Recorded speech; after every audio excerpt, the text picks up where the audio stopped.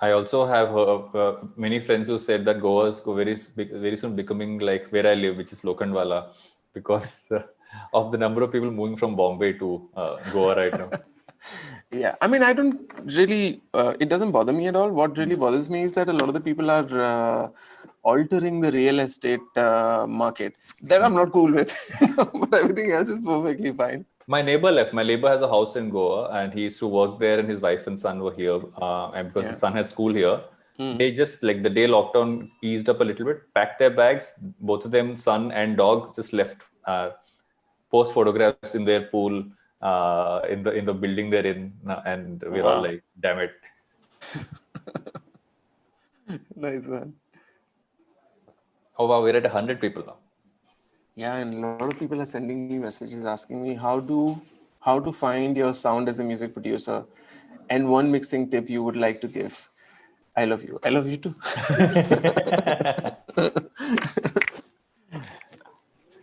We'll do another Zoom session for this. I will answer all of these questions as well. I promise. This is not the appropriate platform for this.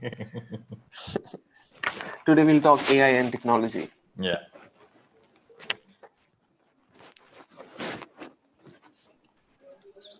Okay, 7 more minutes. If Rishi is not around, then it's just you and me, Varun. Yeah, we'll start off. Rishil join in.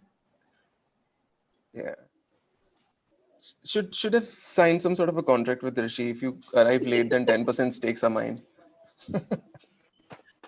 You know, as a matter of fact, I was offered some stake in the company way long back, and I had no idea about investments or anything. Like whatever money I made, I bought really bad things, whatever. And now I look back and it's like, oh my goodness, that could have been like, Yeah, I mean, in hindsight, yeah, man.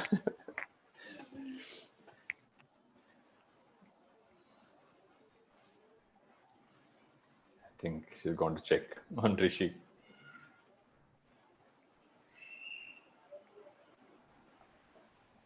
I am recording my audio. Yes, I am recording my audio.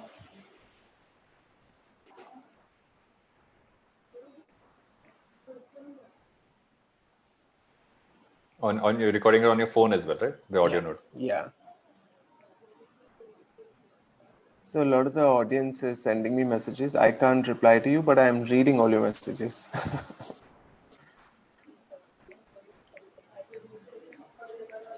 I'm just seeing the house. So cool. I at some point was like, do I make a cup of coffee before this or not? I've been up since like 6. So I was like, oh. Oh wow! I really wanted a cup of coffee as well, but I couldn't request my wife to get it. Oh my damn it! Gotta be prepared. You had to, huh? I had to. I was just like, switch on my audio, switch on my video. I have to I rub can it. smell it. Nice one. Since we have 6 more minutes, possibly there is a chance to make a cup of coffee. As if you promise not to be late, 100%.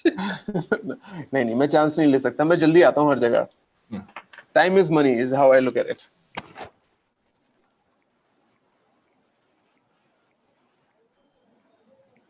I would rather at some point, once it becomes kosher, finish this, and right behind where I sit is where I have a small bar unit, so I can go straight to that oh nice one and take an early start to the weekend. So the lovely next month we'll start doing the sessions on Friday, Varun, instead of this is Thursday. No, that's okay. I've realized that's one more thing I've realized. I said with working from home at some point that definition has gone away. It's like any day of the week is the same thing.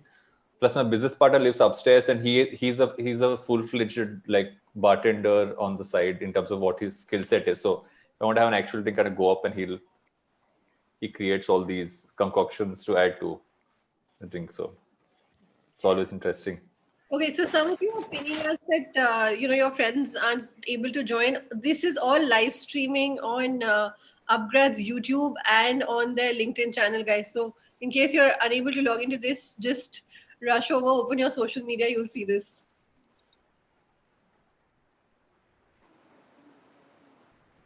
I'm just checking in on Rishi. Yeah, he's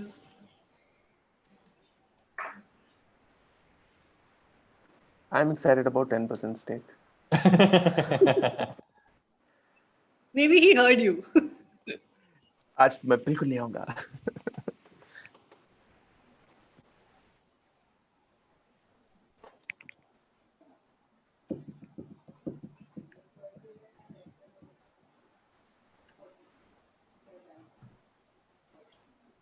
Okay, 3 more minutes.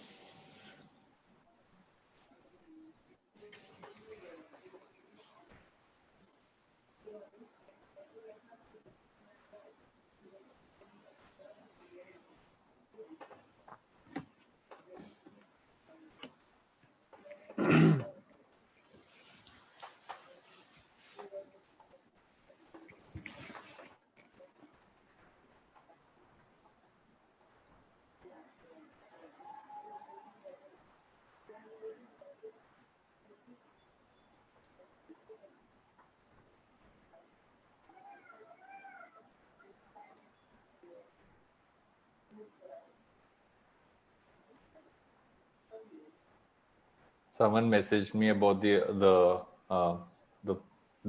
art piece behind. So that's actually a newspaper.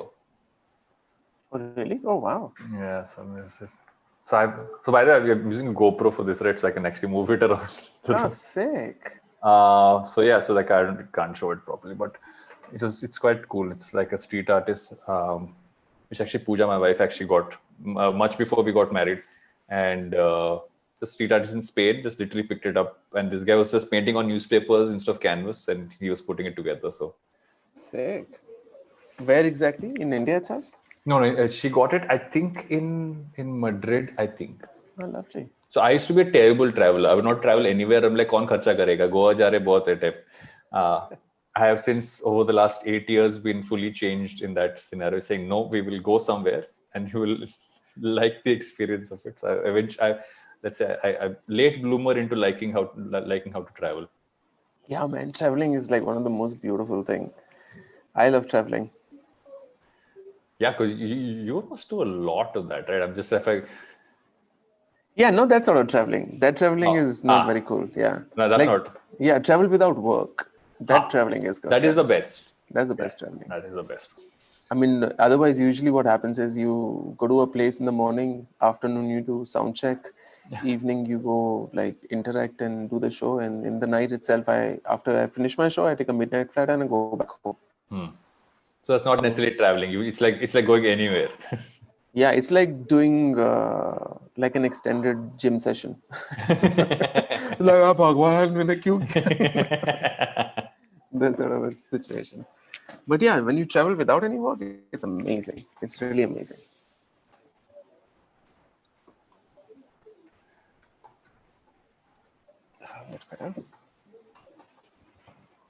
I have a feeling the time difference has somehow gone sideways on Rishi.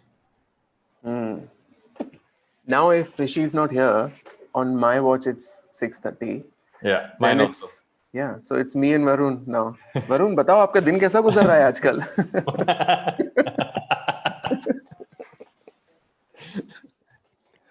Varun कुछ सुनाई नहीं दे रहा. Hello. Every single video call ever. Can you see me? Can you hear me? Am I audible? Can you see my presentation? I had one today where I've actually found that Zoom is actually one of the nicer ones. I was using Google Meet today. Refused to play audio. So I was trying to show someone a video, and I realized later, because I have my earphones plugged in, even when I plugged it out, Google decided to not, even though it was a non-existent plugin, like it was not connected to my laptop. It was still stuck on external headphone. And I'm like, guys, you're Google. Yeah. It's like anything to do with Apple. Oh, actually, I should not talk about it. My apologies. Once I tried to do that, I got a big beating from my manager. Apple is good. Google is good. They're both good. Everybody's good. Yeah, Nucleya is bad. You're telling me I run an agency, so I can't say bad things about anyone. I just have to like skirt on that, like that borderline of like. Yeah. But you know what? Like in full honesty, I think this whole iOS, Android, Mac OS, Windows situation, if this becomes like one, we'll have way better devices, way more efficient devices. So many people have tried, right? But Apple will never let that happen. Yeah, never. I'm literally, while I'm talking to you, I have my iPad open here with notes. I have my phone here recording and my MacBook Pro here in front of me. So I'm Nice. like, I should not be saying this while I have like 3 Apple devices. But I mean, I out of frustration, I moved completely to PC about 3 years back, and only to realize that once you're in Apple ecosystem, it's impossible to move It out. is. I've tried a couple of times. So I was very tempted because I actually moved to, I did this experiment for about 1.5 to 2 years where I tried to work primarily on an iPad. This is before the Pro, before the keyboard, everything else. I said, I Oh want wow! to see if I can do that. So I transitioned first like 50%, 60%, 70%. And then eventually at some point I said, okay, I really want to try the Microsoft one, right?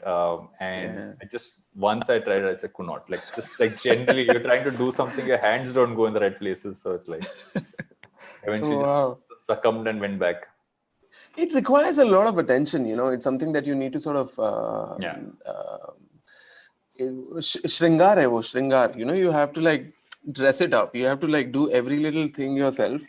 कि ये वाला app चाहिए, ये वाला नहीं चाहिए, optimize this, automate this, and then hopefully then maybe it'll work in your favor. Yeah. Whereas Apple just comes across and does things in a very efficient way. I was just watching that. I don't know if you caught it. They made this vertical film. The guy who made it, Damien Chazelle, I forget his name. So they made this. They get enough budget to shoot multiple kinds of, like, it's like a film, but it's like multiple pieces have been shot and everything's vertical with an iPhone. But he's like, people like they're jumping off buildings and there is like there's an old Western part in it. There is all kinds of stuff in it, and it is just so Apple gets to do those things. Yeah, man. I mean, it's a design company. It's not a company that collects data. See, the good part is we're doing time pass chat. We're still talking about technology. So I'm saying guys, we are still on topic for everybody who's been waiting. We have tried to. We can start with non-Rishi things, and then Rishi can join in. Yes. So then let's start talking about Spotify. Yes. So we'll just start exactly in 1 minute, 6:35. Rishi said he's just joining in. So if he doesn't, we'll start in exactly a minute. Are you bringing up the 10%? Am I?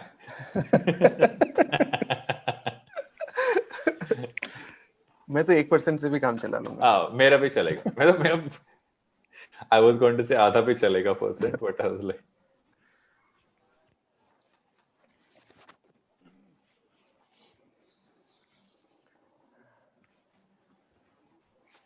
Smriti, I'm gonna just be back in 30 seconds. I'm gonna see and request if my wife can get me a coffee. 1 second.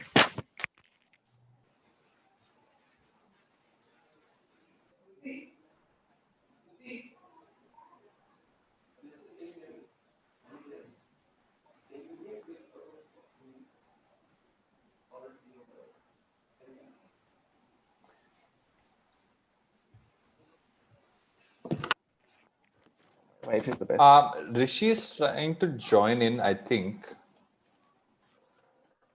and he's unable to. कोई बात नहीं. He's on. Just got him. I'm just making him a co-host. Okay.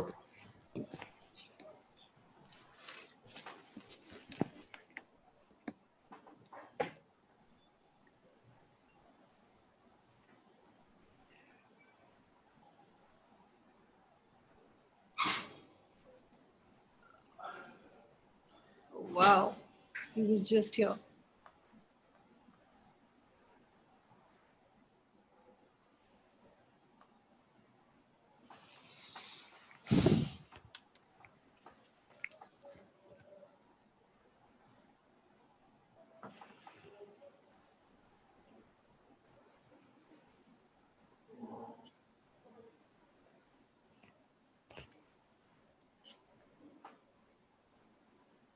Yeah, there are a bunch of people in the waiting room. Do I just hit admit? I don't know if I don't. Am I supposed to? Give me a minute. Yeah.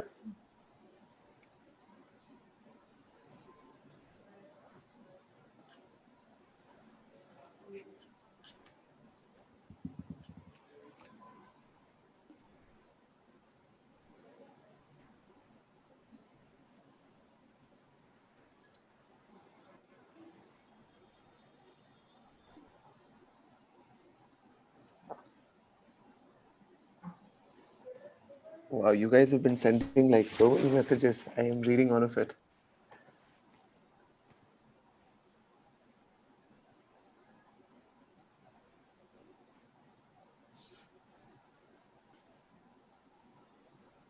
Okay, Varun, why Yes. don't you kick this off?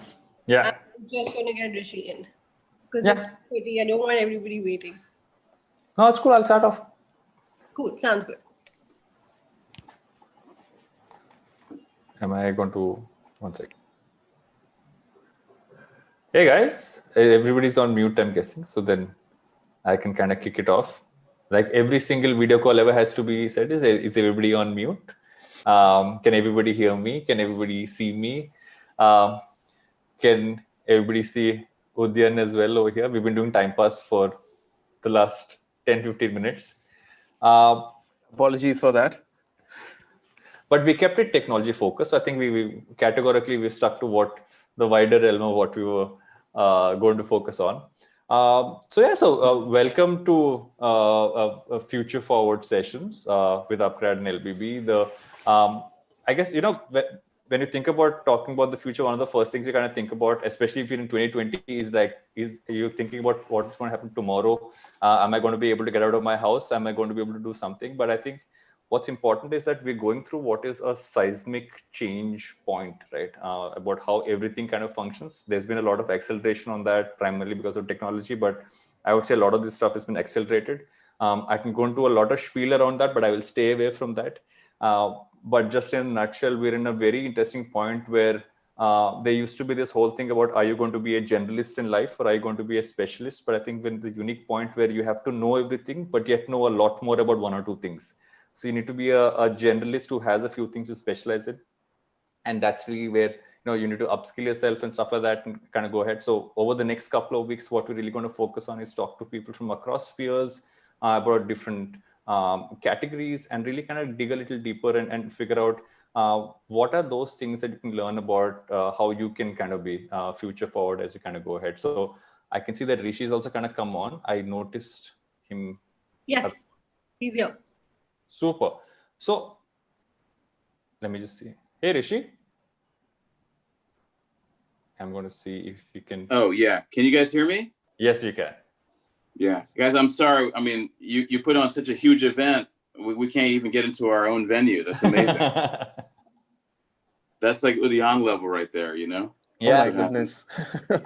So he, by the way, was here quite early. So we've been doing, so we had to do a lot of random chit chat, but we kept it focused on technology. So that's really how we kept it. Yeah. I was here 5 minutes before, but it was already at capacity. So anyway, I'm sorry about that. And we're here now.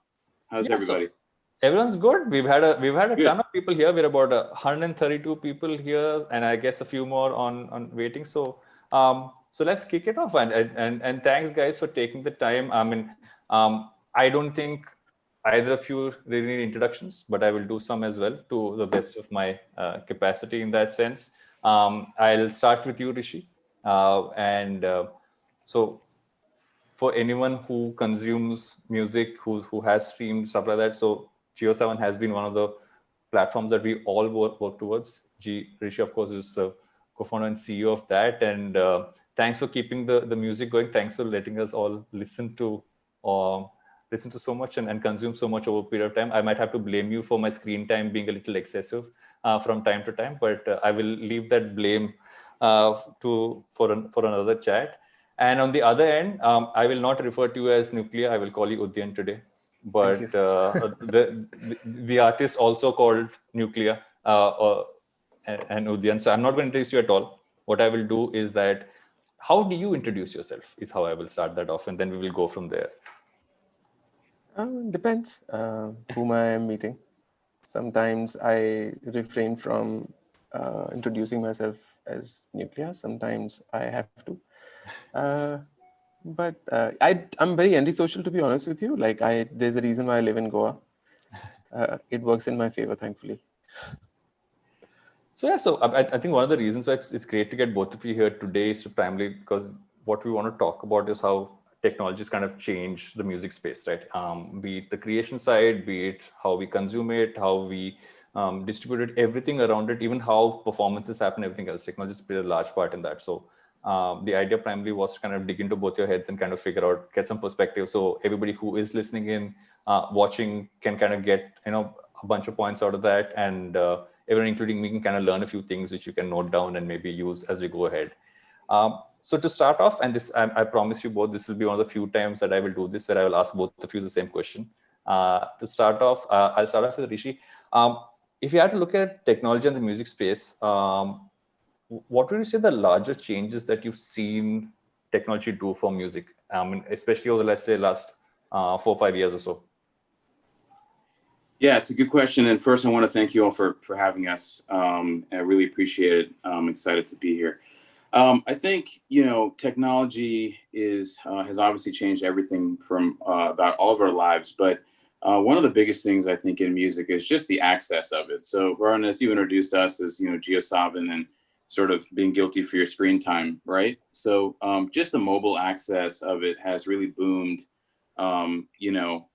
everything, right? From popularity to how songs are built to, discovery, all of that. And so that single technology really has changed everything for everybody from consumption to creation to measurement. And the other piece of it is that I'm sure you want to talk a little bit about sort of AI or, just in general, artist technology at some point, right? But that's been a very, very big movement in terms of, reducing the friction to actually produce, create, master, engineer, and publish music, right? Which is obviously increases the volume, or the barrier to entry is so low that really anybody with a great idea and a lot of love can build something and ship it out, right? And so, and it's our job, to be able to deliver that to the masses and let fans decide, right? Technology doesn't make great music, but it does enable a lot of things about it. So I would say that, but the single most important thing is really just mobility and, mobile access, mobile phone, Yes. And then if I have to pose the same question to you in terms of just how technology has kind of changed how you look at music from a creation standpoint, and in general as well, what would that have? What role has it kind of played in last 5 years? Yeah. Okay, I'll give you an example. While I was waiting here, I was looking at the chat window, and somebody posted that they made a remix of my song, and they posted it on YouTube, which the song has about 40 million views right now. Yeah. And this wouldn't have been possible 10 years back. Yeah. If you had a good song and you wanted to reach out to someone who can publish it, it was a nightmare, especially if you're not known. Now that's not the case, which is amazing because literally the fans will basically decide what's good and what's not good. Yeah. And as Rishi said, technology can't make you a better artist, but it can help you reach where you can possibly reach, much faster. You make an interesting point, right? It's about, when you talk about reaching faster, let's look at two legs of it. And then this is to you in terms of just how you've been able to create the music you have. I would say a large part of it has been using some form of technology, right? I mean, if you had to go analog with this, a lot of it wouldn't have been possible. So if you just look at that aspect of it, how much do you think that, I mean, if I was someone who wanted to create music today, what are the aspects that I should definitely keep in mind, or what are the things that are kind of growing, which add more and more to your creation process? There are lots of things that it's like, for example, the mobile apps right now, whether it's a streaming app or a communication app or whatever it is, they are all really amazing at the moment. A large number of my songs will have vocals that are literally just hijacked from WhatsApp. I am working on a project right now. It's an ad film, and the guy is in Dubai, and he records his vocals and he sends it to me on WhatsApp, and I literally take that voice sample, convert it into audio, and then paste it into the project, send it to the guys to approve it. And it is so good that I don't really need to alter it so much. you know. There's another company that has recently launched a DJing software, which lets you take an audio file, a stereo audio file, and when you play it, it splits the signal into 4 different parts. Yeah. The drums, the vocals, the bass line, and the melody. You know, back in the days, if you wanted any one particular part of a song, it was impossible. Now it's baked into your DJing software, which means that tomorrow if I like a particular song and if I want to remix it, I don't have to go through the hassle of like reaching out to people and helping, asking them to help me out with that one particular part of a song. Technology is moving really, really, really fast, way faster than people can actually think about an idea and make a song about it, you know. So does that make your like life double? So does that make your life more difficult, Rishi, or easier, would you say? Considering how fast people can create now, how fast artists can create, how easy or tough does that make your life? Oh, it's amazing. There's nothing tough about it. It's actually brilliant, you know, because, you know, anybody, as Udayan is saying, is, you know, he can take a vocal off WhatsApp and drop it into Pro Tools or Logic or whatever he's using, and he can output a record. I mean, you can take something live on a streaming service and you can change the file and change the mix if you want to, you know, weeks later, you know. We work with artists, as you know, around the world, and, you know, like Ryan Tedder, as an example, is a friend of ours, and, you know, he finished his records on the plane and in hotel rooms, right? So I think it's amazing, and it really comes down to once you reduce all that friction, it's just about creativity, you know, loving to make music and loving to do it more than anyone or more than anything that you do. And so there really are no limits to that. You know, he mentions YouTube as a great example. You know, you can publish to anywhere, right? And now there's all kinds of layers that can help you to amplify, you know, going from a song to a record to actually being an artist, right? That's a very different trajectory, but I think it's great. It hasn't made anything difficult. It's made it exceptional. One of the interesting parts about how music is consumed today is because there's so much of it. It's also about how that's kind of curated, right? So, so when you talk about artists, Rishi, when you look at that aspect of it, obviously there's a lot of you know, AI and machine learning kind of built into how you kind of do that. But I'm guessing there's also a large amount of humans. So that balance is actually something I'd love to understand from you as to how you guys kind of strike that balance. Yeah, it's a great question, and I thought a lot about it from a week ago when we all talked, right?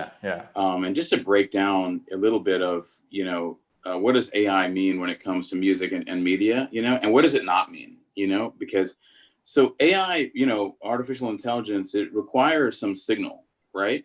So the more you stream, the more you skip, the more I listen to, you know, Bass Ronnie on repeat, right? Those signals create data, right? That gets us better at guessing only what you might like, what else you might like. It's a guess, right? But it's a better guess, right? The other thing about AI is that it's also removal of signal, right? So we have a thing internally where, you know, somebody might be playing devotional music, right? A Shabbat or something, but you don't want devotional to be in AI and recos, because all of a sudden it can show up in the wrong spot. So there's certain things that you remove from that. AI requires some mapping, right? So you have to kind of know artist, tone, BPM. It requires some context. When you're using it, time of day, are you in the car? Are you at the gym? Things like that. And it really requires some accuracy, right? Because if you get it right, you might get a +1, right? So you're streaming something and streaming John Mayer, and then Shawn Mendes comes up and you say, oh, okay, cool. That's good, you know? But you can also get a -10 if you get it wrong, right? And then it's broken really, really fast for people. So AI has that. It needs to have that AI for scale, but then the human touch, right? To be really accurate. But the best example I use, and it's interesting that we're here with, you know, with Jan, because we started actually our whole independent world with him, right? And so, you know, this is the best story I can give you, which is a very true story, right? About when we talk about AI, the best data layers are actually still the human layers, right? So, Udayan, I might get these dates wrong, okay? I did my best to remember these, okay? But 2015, you know, I believe Base Ronnie was released right around then. Okay, independently. He had released it independently, and it wasn't even on our streaming service. Okay, and we were in our office in Mumbai, and our entire team had come back from, I think, NH7. I think they'd come back from NH7, and everyone came in late. You know, they came in at like 1 p.m. Right, and we were all there. So I just asked a question. I said, "Who did you stay for?" They all said Nucleya. So I said, "Okay, well, that's all the data we need." That was our. It wasn't even artificial intelligence. That was human intelligence. We reached out. We re-released. Right, we re-released Base Ronnie within about a month of that. Right, maybe 45 days of that. With Jan, you'll know better, but something like that. And, you know, the credit's all his, but by that December, you know, he was on the cover of Rolling Stone India, right? And the rest is history, right? How the awareness of his music has bloomed. So the only data layer there was 30 people from our team who said, we stayed until 2 a.m. for Nucleya, right? And then we drove back, right? Yeah. So you can't forget the human aspect of it. The human data is just, it screams, you know, as much as anything else. So sorry, and I don't mean to embarrass him, but I do want to give him credit for that, because, you know, it's a very real thing, you know. You know, it's interesting. Tell me this story, right? Because one of the things which I think people constantly keep asking is the fact that, have we lost that sense of, you know, there used to be something about, and I mentioned this when we spoke last, is that there used to be this thing called a mixtape, which you would get from friends, and then you would discover newer music in that sense, because it's something new. The internet has kind of brought that to a point where everybody can share everything, but also it means that you're sharing so much more. How do you kind of look at every track or every piece that you create and say, okay, how do I make sure this is, I mean, obviously there's the popularity factor, right? But beyond that, how do you make sure that every track kind of rings right? Because there used to be a time where I'll come to that, as I want to ask you that as well. But there used to be a time when you would consume albums and there would be tracks which would have different vibes. But now it's a lot more about singles, which means every track has to be up there, and it needs to have that, like you said, you know, you need to X points up versus X points down. How do you, as an artist, has that changed how you create because of all of this? I think it's a it's a thing, you know, like when my music started working for me as Nucleya. There was also the time when the internet was booming. You know, the whole social media thing was booming in India. You know, it worked in my favor. I didn't really have to try hard. As far as my particular music is concerned, if I look back, say for example, the song Bhayanak Atma, you know, that song, if I will give it to a radio station, they will not take it, you know, because radio station has a format, you know, which is possibly like the most famous format for pop music, that you need to have a hook in the first 15 seconds, otherwise the song's not going to work. My music shouldn't work according to that formula, but this one particular track did, you know, and a lot of the other songs that I have made, they all have long intros, which means that for the first minute and a half, there is literally, forget about the hook of the song, there's no music at all. You know, I released about 4 albums in past 5-7 years, if I'm not mistaken. And now I feel that maybe I need to slow down. It definitely worked in my favor. I was having a conversation with this another friend of mine. He's a musician. His name is Ritviz. Ritviz hasn't released albums so far. He releases singles. But what he does is that he builds a story around his releases, you know, with a music video, and there's a beautiful narrative, and he gets really like-minded people to execute everything, you know. And he gets some really beautiful numbers, you know, and because everything is made with the heart, with the honesty, the creativity and everything, it kind of communicates with the people in a very beautiful way, you know. And I think his approach works. My approach worked in my favor as far as live shows are concerned, because when I go and perform, I can literally play like a 90-minute set with just my music, you know, and my music only, which is what people usually like when they come and attend my shows. But if I only release one song every couple of months, then that means that I will not have enough songs to be able to perform live, right? So there are pros and cons to both the approaches. I don't really know which one is right and which one is wrong. It probably based on the situation, the time, where you are, and what's working and what's not working. Yeah. Sometimes you just relax, take a seat back, and just analyze everything, and then you can make your decisions. Yeah. Has that, you mentioned live, and that's interesting, right? Because I think the live space has dramatically been pushed into a point of like, we need to rethink some of these, considering how we're all doing this. Like, in a normal scenario, the three of us would be, might actually be together live, but in this sense, we're doing it this way. So even live performances went the digital way. You took a unique route where you did this almost gamified, game-like experience for your live gig that you did. How was that for you? Was that different for you as an artist performing? And I want to get Rishi's take on how live in general is evolving as well. But I want to first talk to you about the specific gig that you did. What is my approach as far as live performances are concerned of mine? How did it change? Because you had to, this was more of a tech backbone than ever when you did the recent one. How was that different for you? Because you never know, that might be one of those things that you might do more consistently going forward. I don't know if you will or not. And how did that kind of change your approach towards things? The recent one, that online 360 VR. Okay, retro future. I mean, see, I feel that I could be wrong also. As I mentioned in the beginning of this whole thing, that I'm a doofus. So if I say something wrong, please correct me. Okay, but this is my perspective. I feel that in order to be able to become successful, it's very important that you survive first. It's not very easy, especially in this time. This is a really good test for us. This time and age right now.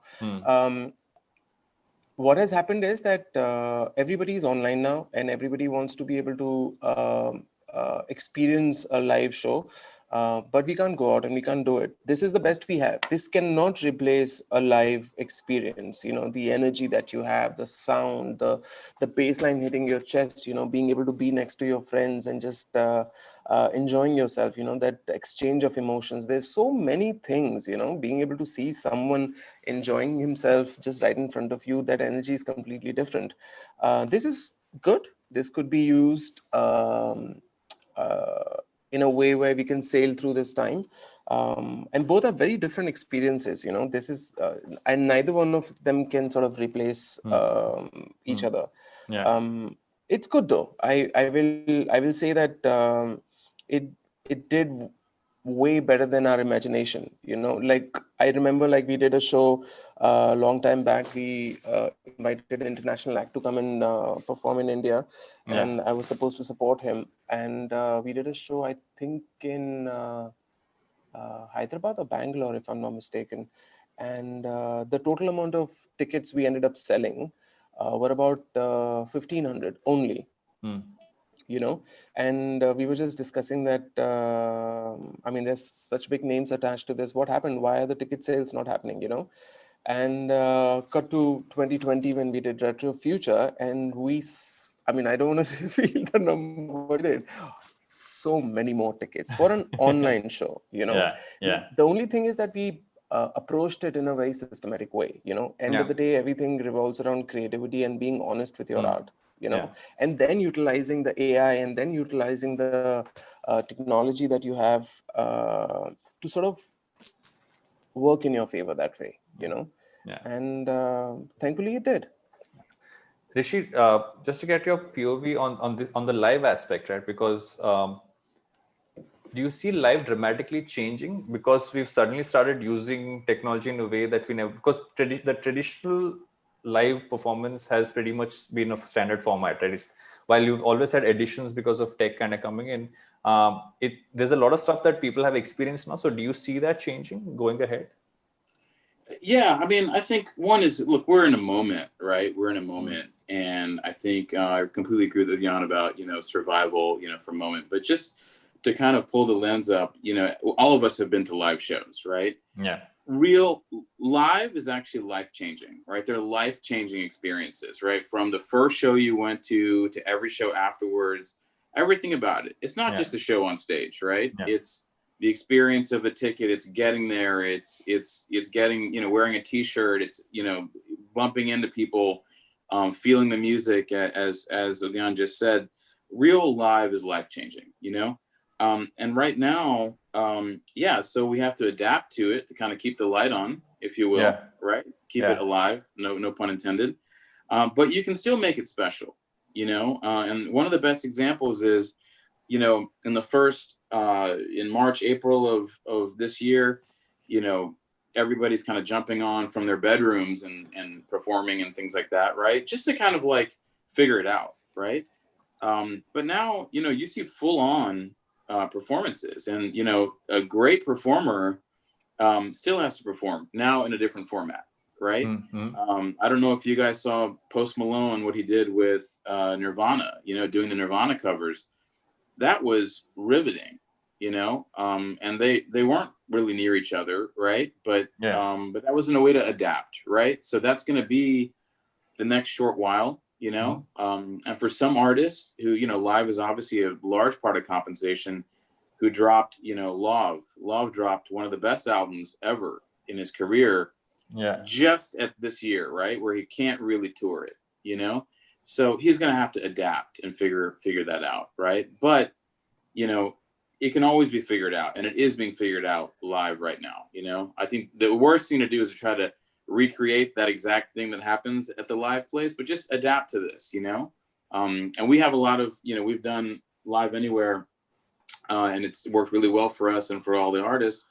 And we have some things that we're thinking about that make it really inventive and immersive, so it doesn't feel so different, Does that change how you work with artists as well? I mean, just the fact that, as your journey has kind of gone on with the platform, have you seen the way that you would even work with artists change? Going from what would be a traditional approach to almost saying, because you are seeing the data, you are seeing, you're also seeing what works, how people are consuming it. Is how you even talk to them about what they should focus on, what they should do differently. Has that changed? Yeah, it absolutely has changed, and it's always, it's always changing. It's very different when you're maybe working with, let's say, new or pre-established artists than established artists, right? And there's a different way that you might look at it. For established artists, they have different needs. When we work with the Marshmello and bring him together with Pritham, it's to grow that audience, to grow his audience, right? But then when we work with U2, it was really to solve an awareness and a commerce issue, right? There were a lot of tickets to sell in a country that loves music, but U2 wasn't top of mind, right? So when you do a record with a business reason and align him with, align Bono with A.K.A. Rahman, we're able to do something special, and so, and even in this time, I think a lot of it's changed, right? Because shooting videos, right? Videos, we talk about the importance of watching music, experience that. You see a lot of animated videos right now, right? So everyone turns to illustration, but now people are getting back into shoots, and they have to be a little inventive about it, right? Because you still have to deliver something that feels really polished and incredible. But it's just a little constrained. It's just different, Udayan, has this entire change in how people consume music, has it also made you look at the stuff you create around your music differently? Because it's not just about the music, right? It's about the experience you kind of give when it's live, in terms of the visuals and the entire piece there, but also in terms of what you might put out across, let's say, social, across, there's so many different parts which now form what an artist has to focus on. Have those pieces kind of evolved in your mind as well, in terms of how you look at those aspects?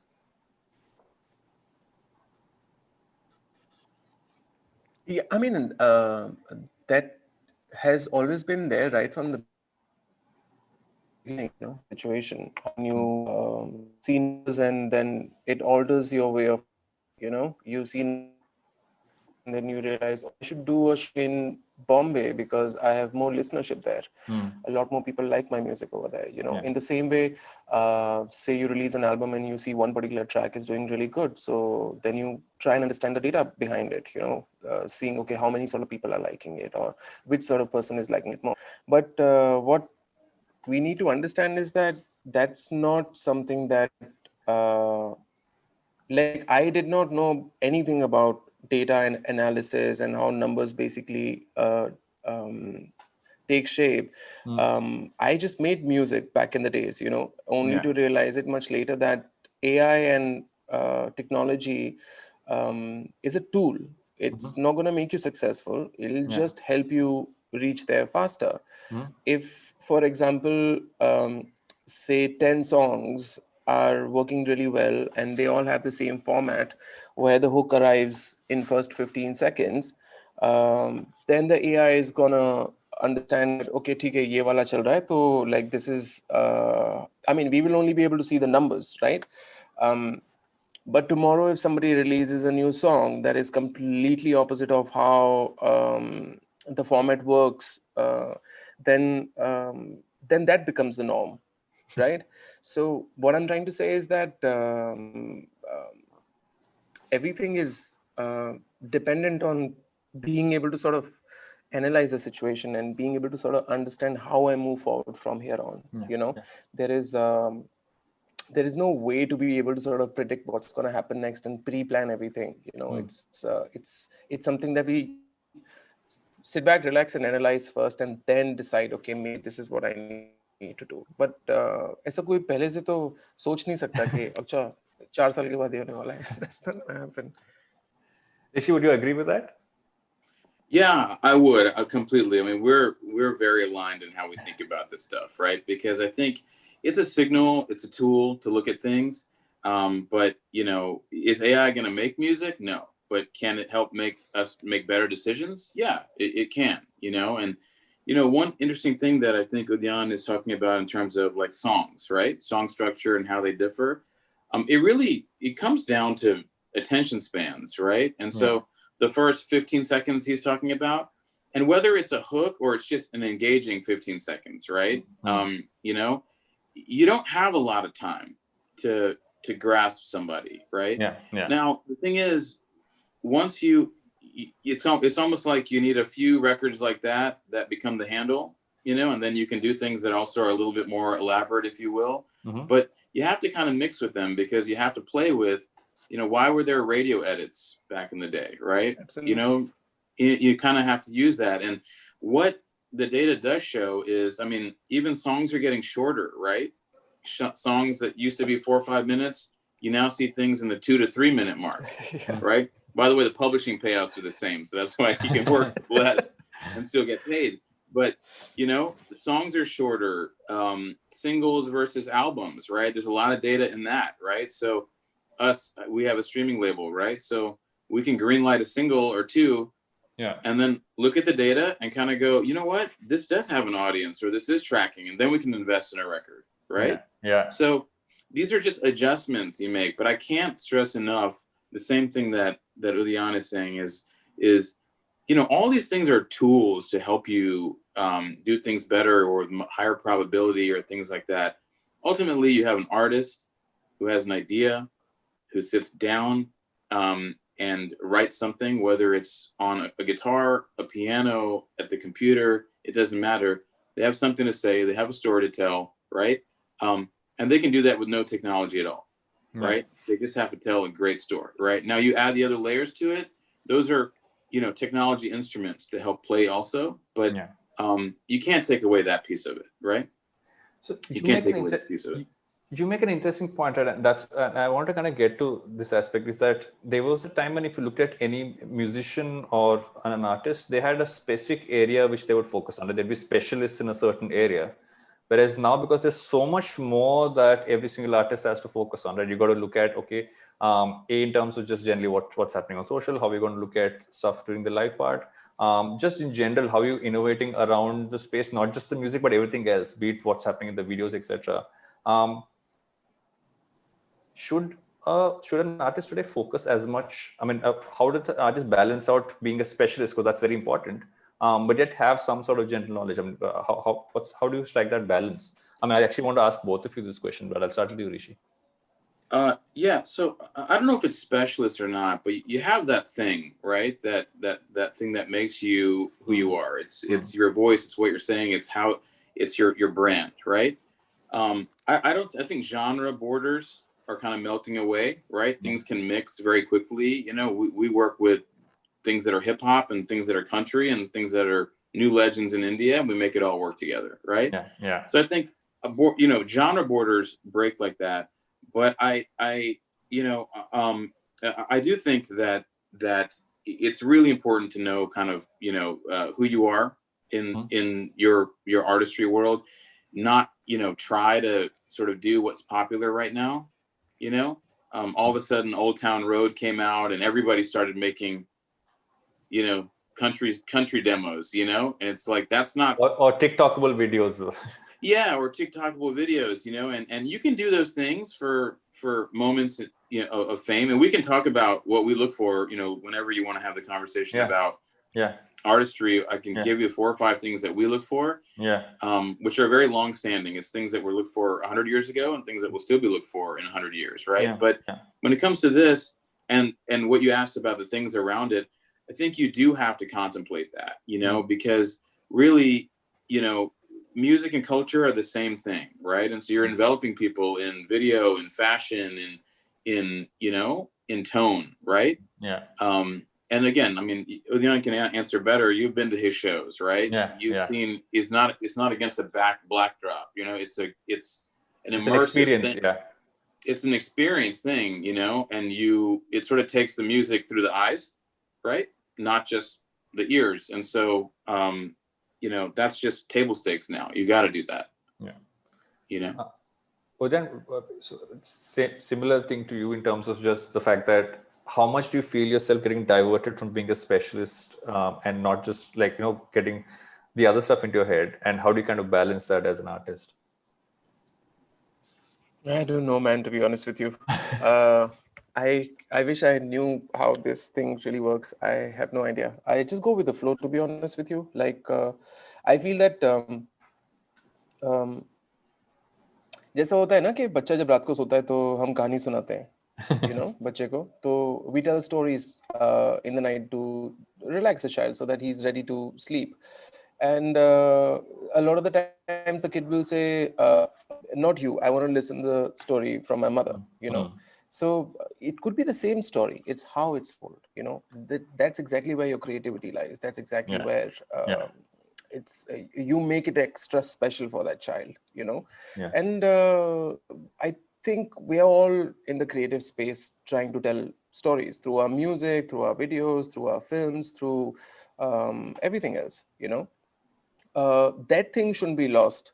You don't have to do everything by yourself because there are people who can do those things for you. When it comes to management, when it comes to ideating, when it comes to so many other things, the whole idea is that whatever you're good at, you should stay good at that. And whatever you're not good at, we'll identify other people who are good at that. And I think, at least for me, it's insanely important that I have like-minded people around me. When you don't have like-minded people around you, then things don't really work out. So I feel that if you're a great songwriter, please stay that way. And if you have the bandwidth and what it takes to become a great producer, then do that. If you have even more bandwidth and to become a DJ, do that. There's no problem in that. But don't sacrifice anything to become something else. You don't really need to balance it because there are people who will help you out with the other stuff. You just need to get the right one. So go deeper into that and just just build more specialty there in that sense. Rishi, you were mentioning those long-standing points that don't change, right? I think this would be the perfect time for me to turn to you and say, what are those long-standing points that are almost the guiding principles in that sense?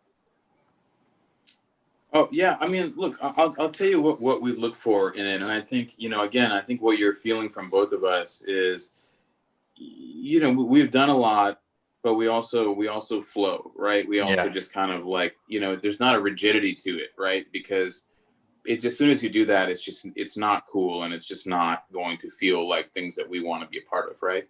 Yeah. But when it comes to music that comes to us, right, new artists, and I don't like to say like independent or whatever, they're just pre-established, right? They're not known yet. Somebody's got to be born somewhere, right? Yeah. So you know, what we look for is, one is it starts with the ears, you know. I like to listen to music with the phone down, you know, like that, right? I don't care about how many Instagram followers, how many on YouTube. As soon as you start leading with that, something's wrong, you know. That signal should first start with the ears. We question things then, you know. We start to look at, is it a great song? Is it a great vocal? Is this a great artist? Yeah. You know, they're three very different things, right? Or is it somebody who can grow into that, you know? Pratik is a great example, or Shavi recently, you know, like you can kind of tell how prolific somebody is, you know. The other is, and I like to use this word haunt, does it haunt us? You know, do we listen to it and then can we not get it out of our head for some reason, you know, or do we keep revisiting it or something, you know? Series, a great example. The first time we heard Series, My Jam and things like that, right? It just had this spirit to it, you know. And great stuff, I think, haunts, you know. It really sticks with you very well. You know, is it important? Is it saying something that years from now are going to matter, right? So when we reach out to A.K.A. Rahman to deliver a demo to Bono, it has to have some meaning to it, right? Ahimsa had some meaning to it that will still matter, you know, 50 years from now, right? Yeah. You know, and then is it special? You know, does it have some edge? You know, and it doesn't have to be the big pop bangers. You know, we've got Raghav has a beautiful song called Sufi, you know, which it sounds like something from, you know, the earliest of times, or how you grew up listening to things, but it's very modern, you know. And so that's what we look for. It's like starting with the ears, you know, questioning the like long-term, you know, like ability of it. Does it haunt us? You know, is it meaningful? You know, and then does it have that special touch? You know, that special touch. All of that stuff, by the way, you can't architect. You know, that's just somebody sitting down making something, and you know, it will either have it in it or it won't. You know, I don't think you sit down and say, "Hey, how do I make this haunting?" You know, it's not. It doesn't work that way. You know, but yeah. So those are the things, and I think a lot of the things, you know, that should never change, right? Those are some of those things, you know. You know, I've been on the side reading a lot of the questions coming, and the more of them that I see, I feel like I need to take less time asking both a few questions. I'd rather read out the questions, because I think some of them are very interesting in that sense. I'm going to start taking a few questions, but I might just do some follow-ups from my end, just to kind of make this go around a little bit. There was a very interesting one, and I'm just going to go to that. It say that actually I'm going to ask. This is for you, Udayan. The question is that if someone's an upcoming artist and there's obviously no gigs happening right now, and even when do gigs happen, how do you, I mean, when you're kicking off, how do you kind of get gigs? How do you kind of get people to watch what you're performing? I mean, how do you kind of kick that off? This is from someone called Golden Spirits. That's his name. His or her name. I don't know. As I said, you know, there's no formula to anything. I mean, what I can say is based on my experience and observance, you know, like I've seen that I discovered in this lockdown about 4 or 5 really, really very special singers, you know, and I'm already making songs with them. I think first we need to figure out what is that thing that is special about our creativity, you know, whether you're a musician or you're a singer. And once we know that, then we figure out who possibly will enjoy this, you know. In terms of an audience, you don't really need to reach out to big guys, you know. I've been reaching out to big DJs for over 10 years now, and I would say that it's not the easy task. Only to realize that I don't need to also. In the same way, if you have what it takes, I don't think it's essential that you have to reach out to someone big to be able to sort of figure this thing out. If if your voice is really amazing, and you have posted something on Instagram, there will be people who will really enjoy it. They will like it. They'll share it, and you just continue to make great music until you find someone who really wants to collaborate with you, and embark on a journey where both the people can sort of benefit in a really beautiful way. Great example is Avicii. He was witnessed like this. He made a song and his manager heard it, and then everything else is it's just history now. Yeah. So there's no like 10 years back it was different. Now it's completely different, and 2 minutes later it's going to be different. There's no formula to it, unfortunately. That's actually, it makes it an interesting way to kind of look at it as well, right? Because I'm just thinking about all the stuff that happens around the space, and you just kind of get, it's about just putting it out there sometimes, and just over time building on top of it, see what works, what doesn't work, and kind of go ahead with that. Rishi, there's an interesting one for you. Actually, and this is actually almost perspective on if you are let's say a music producer today, right? If you want to work in the space, or even if you want to be a programmer, you want to be an A&R executive, all that stuff. How important is it for them to understand how the tech part of things work, how the AI works, and all that stuff to be able to do their job? Because it was traditionally, okay, let's go spot an artist, let's go and then go out there and see what we can do with them. That process obviously has changed. If someone wants to do this in the space, what would your pointers to them be? Yeah, it's a great question. Whoever sent that question in. Look, this industry is really rare, right? Because it's everything at once, right? It's fun, it's creative, it's financial, it's brand, it's image, it's technology, it's data, right? And a little bit of unknown thrown in, right? So it's all at once. And you have to be data proficient. You just have to be, right? Because you got to make bets, and if everyone's using the data and you're not, then you're at a disadvantage, right?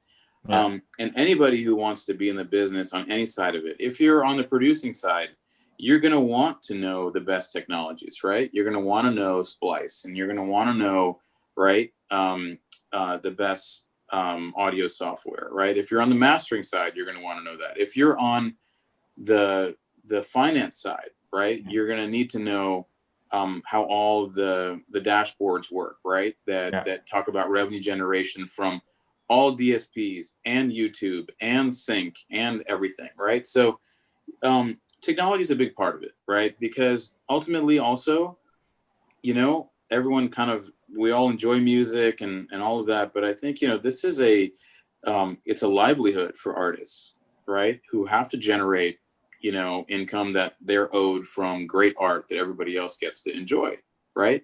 And so all of that gets harnessed through technology, and the other thing I would say for any aspiring pros, in the business who want to be in there is that, you really should study, I think, the careers of people that inspire you, right? And it could be an artist that inspires you. Udayan mentions Avicii and kind of what the trajectory was there, or study, Billie Eilish and Phineas, or study David Geffen, Clive Davis, and these stories are all out there and you can watch them. Quincy Jones, how he built albums, and, why he took Michael Jackson's albums and he dropped them half a key so that the whole range opened up, and so it almost felt a little gospel-like, right? These are like tricks and tips that people have done to win Grammys or to do things, and they're available for free, and so I think, really studying that is really important, Yeah.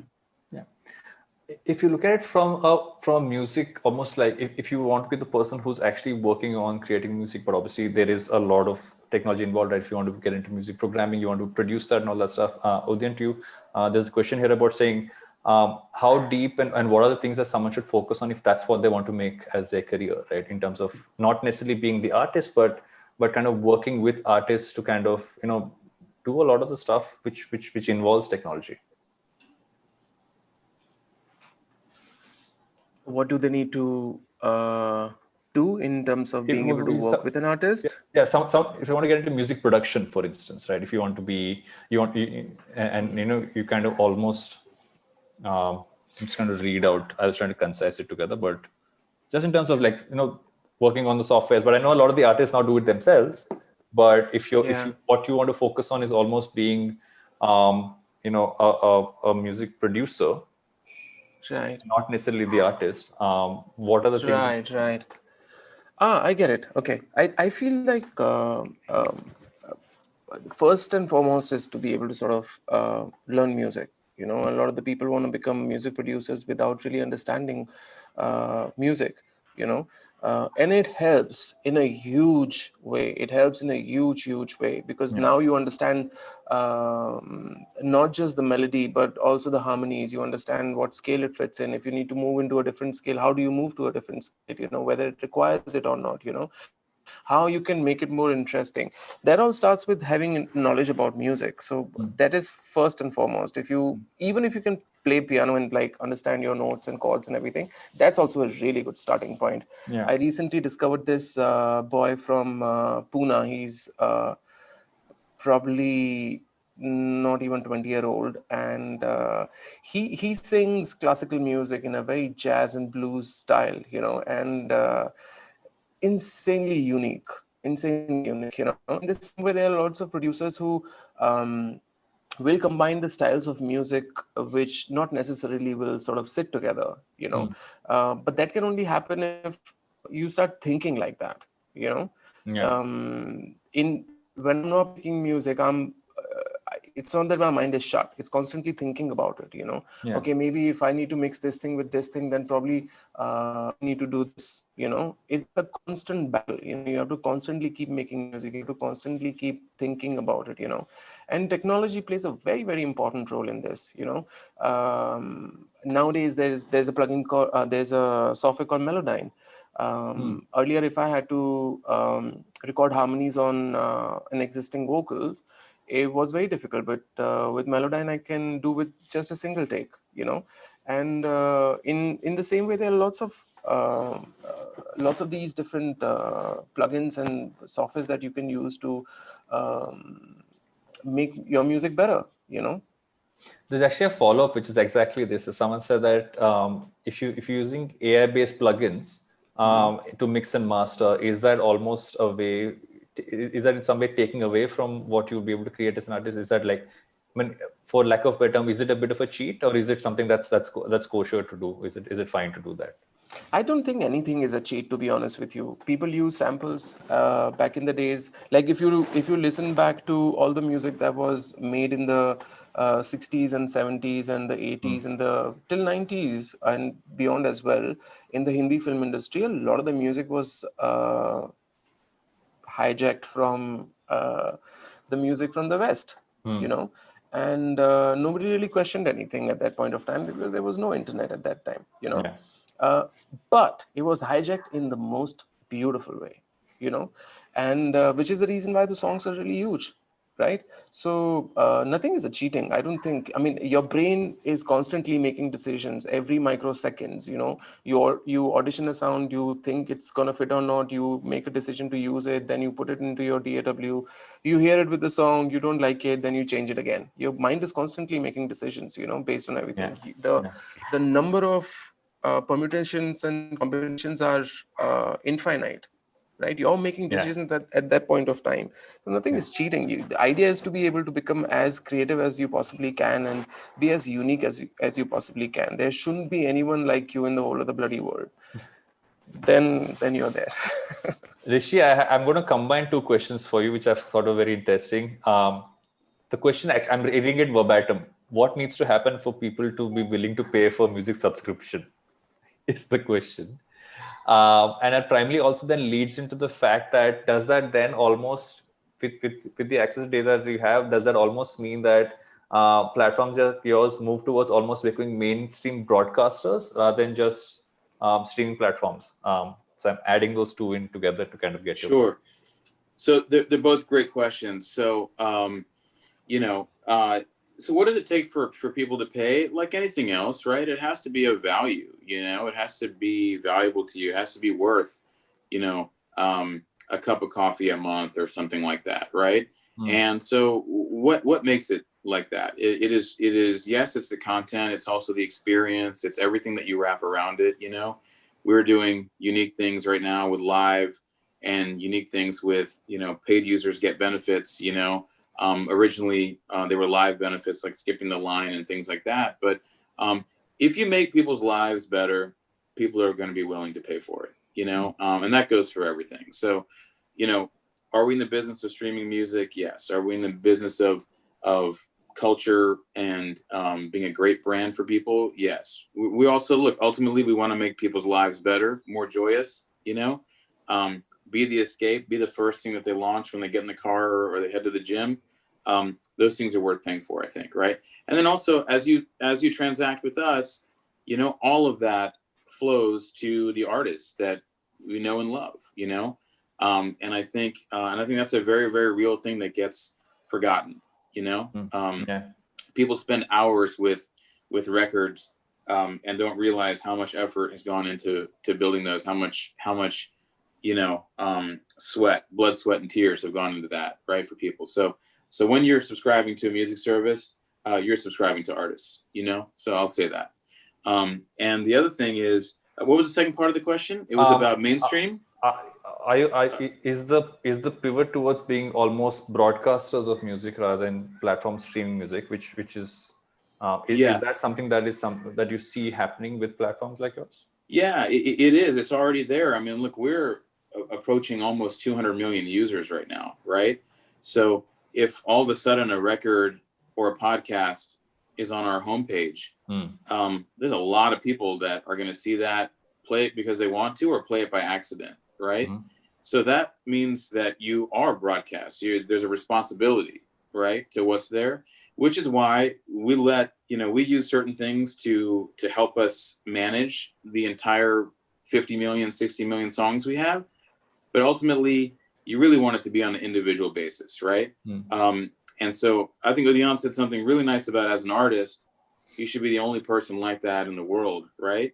And as a user on these platforms, nobody else's homepage should look like yours, right? Because your choices are different and the things that you like are different, and I think you have to be a little bit of a broadcast platform, as well as a personal platform, right? That's kind of the blend of, if radio is all broadcast, we get to be, a little bit of the best of both worlds. Yeah.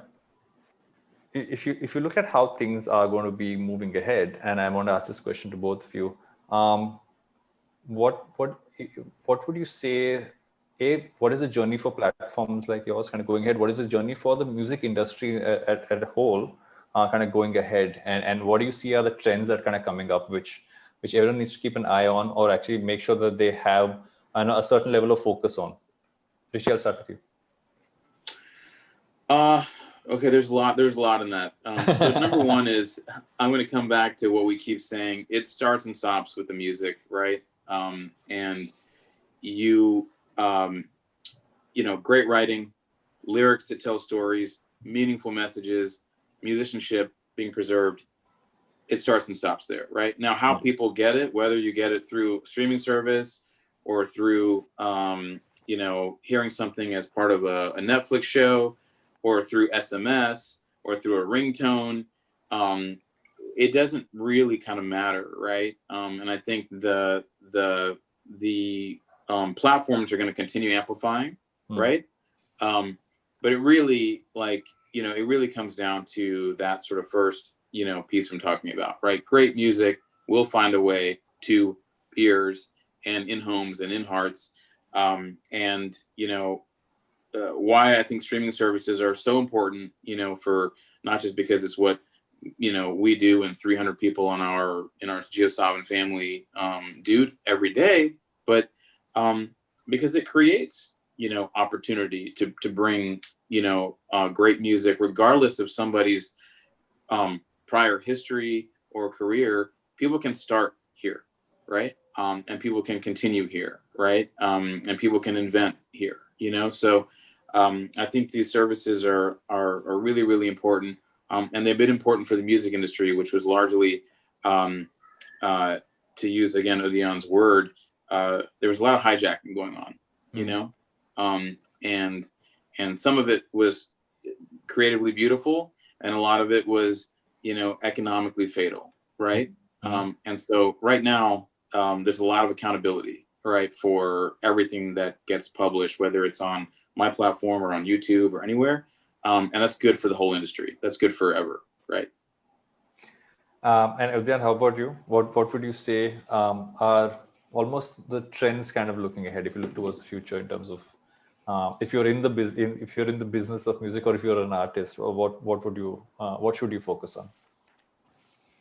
I can only talk about myself, to be honest with you. I don't really have any understanding. I'm not an expert on this, but how I'm utilizing this time is to be able to be as much more creative as I possibly can, write new music as much as I possibly can. Maybe right now is not the best time to release music. Maybe it is. I don't know. You know, one thing that I can keep continuing to do is to keep making music. We all have 24 hours in a day. You know, either I can think about it or I can actually sit down and make music. So I prefer to make as much music as I possibly can. There's a bunch of projects that are there, and I'll keep working on those projects. But it's very difficult to predict, to be honest with you. Nobody knew how this thing just came and like stopped everything. You know, what's going to happen? I don't know. 2021 is hopefully going to be good for us. Yeah, I'm actually going to ask you about this, and it might sound corny. I'm going to say, if you are an artist today or someone who wants to work in the music business, one thing that you should specialize in, if you looking at how things are going to go ahead. It's almost like a one of each is. Then I'll start with you. If you're an artist, if you're in the music space, non-artist. If you're an artist, then what you need to One prime thing you should focus on specializing in. I know what your answer is going to be, but I thought I don't know, and I wish I had a very specific answer to this. I don't know, just be true to yourself, whatever you're doing. You know, I mean, if you're a lyricist, be the best of the lyricist possible. If you're a producer, be the best of a producer possible. Like whatever you do honestly. You know, you don't do it because you want to do a job. You know, just do it because you really, really feel it. I make music for myself. People end up liking it. That's a cherry on top. But I genuinely make music for my own self. Rishi? Yeah, I mean, as simple as it may be, just make music. You know, if you're about an artist, your hours developing skill is what's gonna get you better, right? And you just have to make more. You know, there's a great Bruce Springsteen documentary where he talks about, you know, he was on stage at 20 years old, but he had started playing at 10, and so he said, you know, I wasn't the best guitar player, I wasn't the best vocalist, but I was the best live performer because I had 10 years experience already in my 20s, right? And so that's just hours, you know? Yeah. So the advice to any artist is just make music, you know? Just make music, make a lot of it. Listen to people and the feedback, you know? And if you want to work in the space? Well, if you want to work in the space, you should listen to music for sure, right?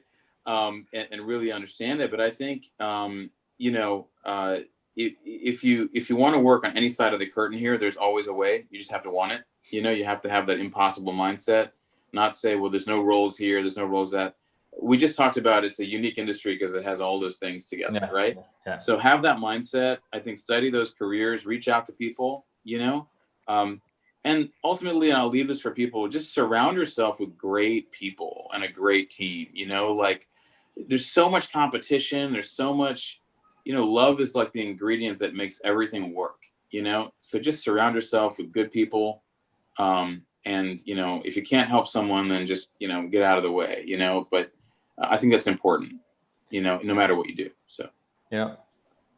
If I look at the entire conversation we've had over the last 1 hour, there's one question that has been asked by many people, but I think you answered it in so many ways. A lot of people have asked over this saying, in the future, will AI take over music? I'm guessing the answer is never going to be 100%. I don't even think it will be 50%. is my perspective. But I think I've gotten that from both of you anyway, that it's going to enhance it, but not necessarily ever take over. Hopefully, not take over the music. Would you guys agree on that? Yeah. Yeah, I agree. Can I add one tiny bit? I think it's based on my own experience, and I feel that I should share it.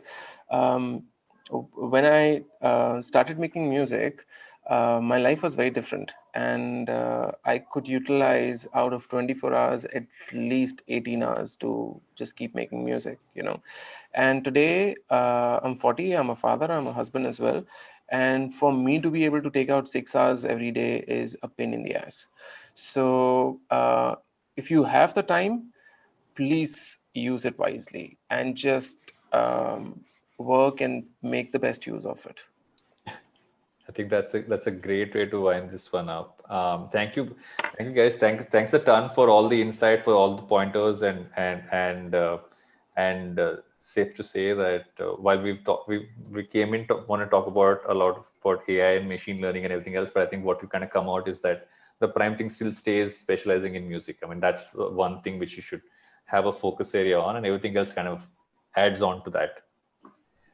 Thanks, Tan, and thanks everyone for kind of tuning in to Future Forward sessions from upGrad and LBB. Just a few pointers. We're doing this every Thursday for the next 4 weeks. You can head over to upGrad, kind of check out all the courses that they have. You can sign up on LBB to kind of send in your questions. So your questions for every week's session is going to be taken from there. Some of those questions are going to be what I read out. Some are going to be on the live chat, but go check out the courses at upGrad. That's how you can kind of specialize in a lot of the stuff that you want to do for the future. And come back next Thursday. You're going to have a couple more interesting guests. And thanks again, Rishi. Thanks again, Udayan. It's been fun. Rishi, you missed the pre-chat where he and I discussed an Microsoft and Mac scenario, which went on for a while. So we stuck to tech before you kind of came in. So yeah, so that's awesome. Well, thank you for pulling us all together, and really lovely discussion. So thank you so much. Thank you, guys. Highly appreciate it. Yeah. Thanks. All right. See you guys. Bye.